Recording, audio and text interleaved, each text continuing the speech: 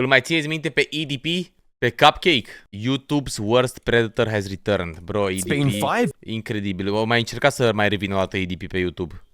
Years since 2 million subscriber YouTuber EDP445 was caught in a predator sting operation, a moment that N-aveți cum să nu știți chestia asta. A fost cel mai mare scandal din vremea respectivă, bro. Cel mai mare scandal. One of the most infamous incidents in YouTube history. During the confrontation, he famously claimed he was there to pick up a cupcake. Oh, I was actually coming out here to pick up a cupcake. A line that instantly became a meme and cemented his online downfall. In the aftermath, EDP lost everything. He became a laughingstock overnight and, for many people, the face of online predators on YouTube.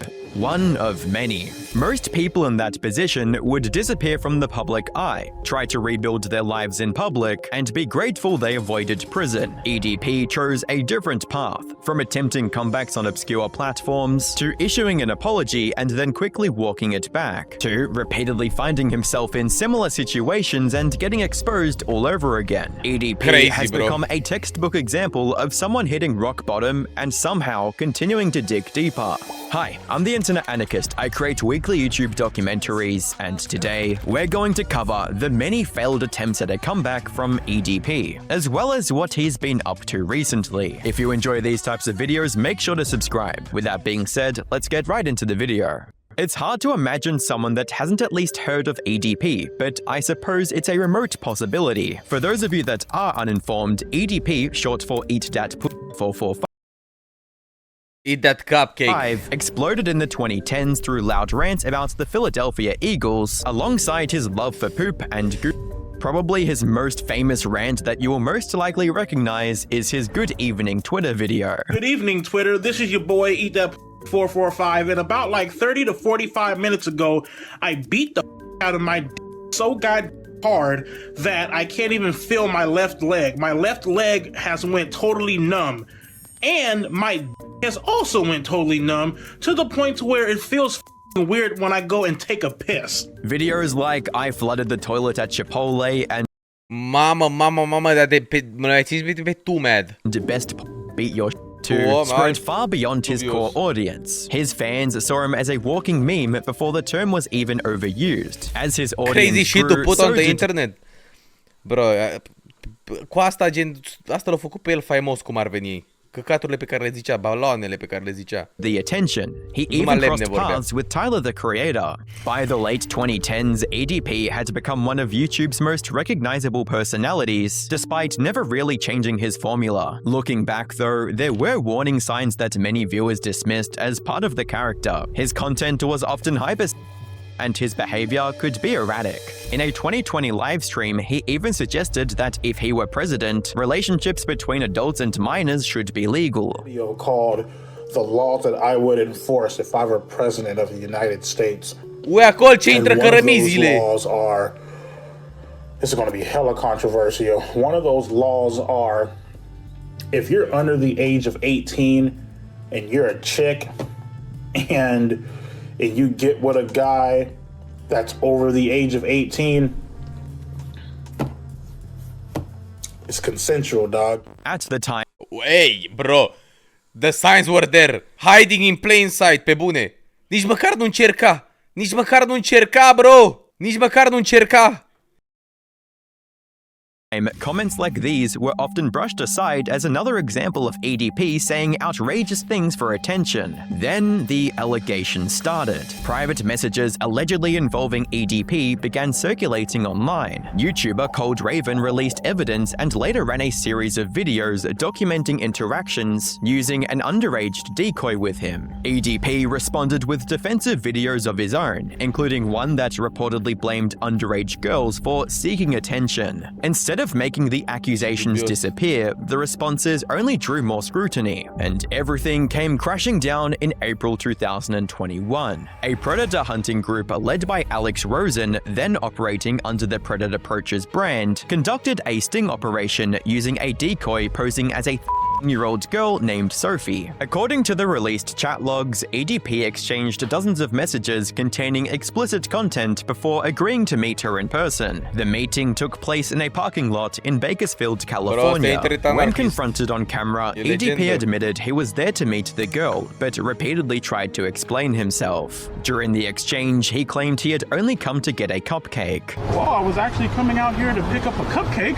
That single line instantly became one of the most infamous memes in YouTube history. The confrontation video spread everywhere. Most notably, Charlie, aka Most Critical, would cover this situation, and his initial coverage would blow this up into the mainstream. Currently, his first video has 22 million views. This truly was a cultural moment for anyone that had any remote interest in commentary on YouTube. Hell, even people that had zero interest had at least heard about it a little bit. Those who followed him for years watched in disbelief as one of the platform's biggest personalities unraveled in real time. EDP immediately privatized his videos and effectively disappeared from the Drama cu Gideon care aia că i-au pus pe aia să meargă cu backpack-ul în Mac și l-au luat poliția. internet overnight. YouTube permanently terminated both his channels and backup accounts. Alex Rosen's channel was also removed the same day. Law enforcement opened an investigation, but no criminal charges were ever filed, and critics argued that the vigilante nature of the operation severely damaged any potential case. As a result, EDP walked away without prosecution, though the court of public opinion had already delivered its verdict. Chris Hansen, famous for To Catch a Predator, publicly offered EDP a chance to sit down and explain his side of the story. EDP considered the interview more than once, but ultimately declined. Most people assumed that after being caught in one of the most public internet scandals of the decade, EDP would disappear for good. Instead, he did the exact opposite. Within days of the confrontation video going viral, he was already talking about a comeback. Rather than addressing the allegations head-on, EDP uploaded videos to Facebook announcing that he was moving his content to a personal website. He insisted that the EDP movement wasn't over and framed himself as someone who had been unfairly targeted. It was cracking with it. It's your boy, and eat that 445. So, just want to let you guys know, man, EDP445.com. It's coming soon. Been about like a week, maybe 2 weeks from now. I'm gonna have a fucking website up and fucking popping and shit, you know. That's where I'm gonna be posting all of my new videos and shit, over there up on the website. You know what I mean? Continuing to fucking eat that, just feel it, and straight whipping our fucking cocks out and pissing all over motherfuckers. You feel me? So with that being said, man, EDP445.com. It's coming fucking soon. This website is gonna be fucking crack-a-lacking. Fuck you know about that bull.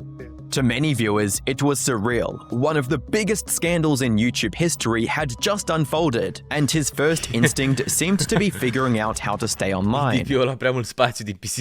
That would become a recurring pattern. Every time a platform removed him, he immediately looked for another one. He tried Vimeo, and the account was quickly suspended. So then, he created a new YouTube channel called The Notorious EDP. Before it was terminated, he uploaded videos showing off his firearms collection and talking about his situation. The channel was removed almost immediately. He made a backup account and that got removed too. He moved to ThreeSpeak and that account disappeared once moderators became aware of who he was. At one point, he even attempted a political stunt, filing paperwork to run as a replacement candidate during California's gubernatorial recall election. The campaign went nowhere and he never appeared on the ballot, but it reinforced the growing perception that EDP was willing to try absolutely anything to stay relevant. While he was desperately hopping between platforms, his personal life was reportedly falling apart. His income had largely vanished, sponsorships were gone, his YouTube career was over, and according to accounts from the time, he bounced between jobs in trucking and fast food, but struggled to keep steady employment because people kept recognizing him. Even a brief attempt to drive for Lyft reportedly ended after passengers identified him and complaints followed. The internet Eu sper că e de bine, sper că e de bine chestia asta.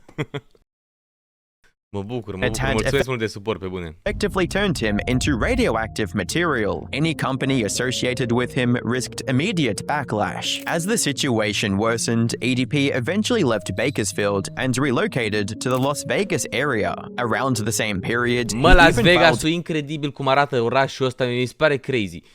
Oraș de carton, așa mi se pare Las Vegasul. paperwork attempting to legally change his name. The change never actually went through, but many saw it as another sign of his deteriorating mental state. By 2022, he was running out of mainstream options. With YouTube, Twitter, and most major platforms closed off to him, he migrated to Bigo Live. The move didn't Bigo exactly Live, revive his career. Most streams were flooded with trolls, critics, and people mocking him. Instead of rebuilding a loyal audience, he became something of a spectacle to throw peanuts at. Why did you come to Big O? What Big O? This app. Oh, you mean Bigo? Oh, Yeah. I know what you're talking about. Yeah. Coaie, e TikTok Live, what the fuck? Voi vedeți că arată ca TikTok Live, legit. You can find some bad on here too, bro. You can find some bad bit. Listen, man, I'm cool on that bullshit. So you don't want you want kids? Block him. He's gone. Get him out. You bad, you big ass. Just don't make that shit the fuck up. You peanut head ass. But you like touching on little kids. You want a cupcake? You want a cupcake? Face nasty big ass. You nasty big ass. You gonna touch me next? Around the same time, he managed to find an audience on TikTok. Unlike YouTube, where the cupcake incident was impossible to escape, TikTok's younger user base seemed far less familiar with his history. By focusing heavily on football content, especially around the Super Bowl, EDP quietly rebuilt a following that grew into the hundreds of thousands. For the first time since the sting, it looked like he might actually pull off a comeback. To prevent criticism from dominating his posts, he frequently disabled comments. Even then, many viewers were shocked that someone whose reputation had been so thoroughly destroyed could regain any audience at all. His biggest project during this period was launching his own website. The logic was simple. If every platform kept banning him, he would create a space where nobody could remove him. The site allowed him to upload content directly to his audience without relying on YouTube or social media companies. Using an older account, EDP quietly returned to YouTube and rapidly gained roughly 20,000 subscribers in just a couple weeks. It was proof that despite everything, a portion of his audience was still willing to support him. The comeback lasted about 2 weeks before YouTube terminated the channel for ban evasion. Following his permanent TikTok ban in early 2023, EDP retreated from the mainstream platforms and shifted his focus to his personal website, even going as Și far de faptul că internet anarhist ăsta copiază videoclipurile de rupe, nu știam. Bine, nișa asta de mini-documentare, să zic așa, editate în After Effects, se cam copiază multe chestii. Dar nu știam de el în specific că copiază. Dar ce copiază, gen? Ideile sau video în sine? to sell off personal possessions, including his YouTube play buttons. Not long afterward, he attempted to rewrite the narrative surrounding the 2021 Predator sting by claiming the entire incident had been a setup and that his responses during the confrontation were merely part of an audition for a movie role. The supposed interview supporting his claims was exposed as fake, relying on a text-to-speech voice impersonating Barack Obama, and an online poll. A furat unul la unul scriptul de la YouTuber și cu tot cu poze cu surse și chestii. Damn, bro, nu știam. He created to gauge public support for his innocence received just 13 favorable votes out of more than 4,200 responses before it was quietly deleted. He had his business card attached to the email. Vorbește cu Obama, coaie, what the fuck? Okay, and that was shortly after the movie, maybe next year or so. You put kind of two and two together and everything aligned to this actually being an opportunity for you. Correct, yes. Okay, so Chet emails you and tells you to meet him at the apartment complex. I'm sorry, maybe I'm not understanding. Well, Obunga. Again, you know, the original... Mai țineți minte Obunga, bă, ce mimuri bune erau pe vremuri. Obunga și Apir. Mai țineți minte? Obunga. Ăsta. Efectiv, asta. Era doar imaginea asta, Obunga. Sau Apir. Și asta mai era, Apir. Asta. Hey, yo, what the fuck? Ce-s cu anime profile pictures astea de acolo? Meetup spot was at De ziua lui Zapi am făcut cu Norbi tricou cu apir, bă. In what vremuri. f***ing solar system would someone be so stupid as to get a random email from someone claiming to be a movie producer who just reached out to you with a cold call saying, hey, your performance in this documentary was superb, spectacular stuff.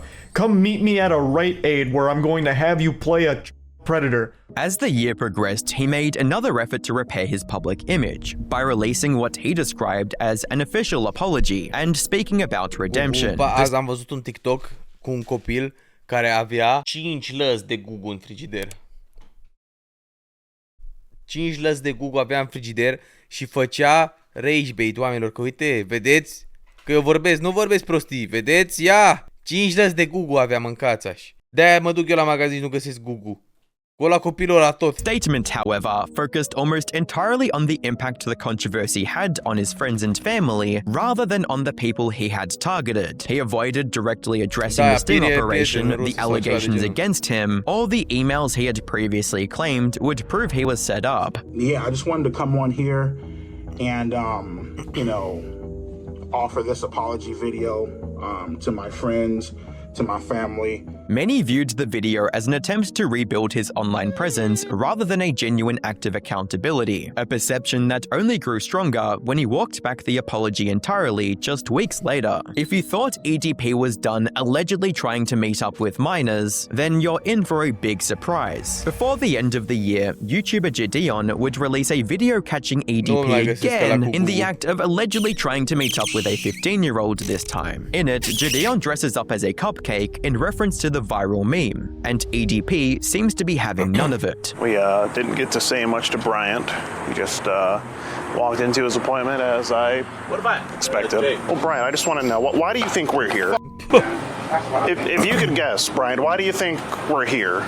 By 2024, EDP's website briefly disappeared after he stopped paying the Shopify fees, though it later returned. Around the same time, photos surfaced showing him with Boogie2988 during the filming of a documentary by filmmaker Mike Klum that focused on the controversies and allegations surrounding him. The project immediately sparked debate over whether documenting his story amounted to giving him an undeserved platform. Okay, so tired of the questions, so gonna answer them all as best I can here, without breaking NDA. Yes, this is me and EDP445. Yes, it's real. This is a film set for a Mike Klum documentary. No, we weren't hanging out, we were filming a doc in this photo. Yes, we discussed the horrible shit he has done in the past. No, it won't be on my channel. No, it's not a fluff piece designed to make him look good, you doofuses. The doc will likely drop by summer on the Mike Klum channel. Yes, I knew the optics of this and how people would accuse me of PDF. But I am not a PDF, so I don't care. Yes, I was compensated for travel and expenses to be in this thing. The documentary still has yet to be released, so it's safe to say that whatever he said in this interview was bad enough to be never shown the light of day. EDP's most significant comeback effort emerged later that year, when he revealed a YouTube channel he had quietly created long before making it public. The channel cycled through several identities, including the OG445, Big Cheese, Eat That 445, and eventually the infamous EDP. Once he began uploading regularly, he framed himself as a victim of YouTube's enforcement actions and used that narrative to attract an audience. The strategy proved to be more successful than any of his previous attempts, with the channel gaining thousands of subscribers in a matter of days, and eventually growing it into the tens of... Dacă ar descoperi ăștia din America Gugu, ar face mai... Mamă, frate, nu pot să vorbesc. Ar face mai ceva ca și Prime-ul. Bă, ce ar fi în America, ești nebun? Ajungeai silent internațional dacă descoperi ăștia Gugu. Thousands, making it his most successful return since his original downfall. As the channel gained momentum, EDP released a video titled Mistakes Were Made, presenting it as a statement of accountability. Yet, within moments, it became clear that the video was not an apology in any meaningful sense. He insisted he did not owe the public an emotional display of remorse, argued that any responsibility he had was limited to friends and family, and ultimately shifted the blame towards the minors involved in the allegations against him. You heard that right. He blames the minors for being at fault for messaging him. I also feel minors should get in trouble for messaging adults. You feel me? Having a very malicious intent behind their messages. Let's not make the video then. Oh, you need to take accountability and responsibility. You need to cam up and address your fans. The only people that I need Bro, să nu știu cum au ajuns popular in the first place, to sincer. address are my friends and my family members that I hurt deeply by my actions. By 2025, the majority of EDP's online career had largely turned into a game of whack-a-mole. Every time one account disappeared, another would appear in its place, usually only lasting a short time before being removed as well. One of the more notable developments came when he joined Cameo, offering personalized videos ranging from birthday messages and insults to life advice for 356 de reviews! Hai să facem un calcul, deci să zicem că 24 ori 356, probabil că ia taxe și platforma. Nu chiar așa mult. Tot e mult pentru cine e el. 8500 minus, hai să zicem 7000 fee. The move immediately drew criticism from 7000 de drama euro, i-a băgat lumea în buzunar să facă videoclipuri EDP pentru ei.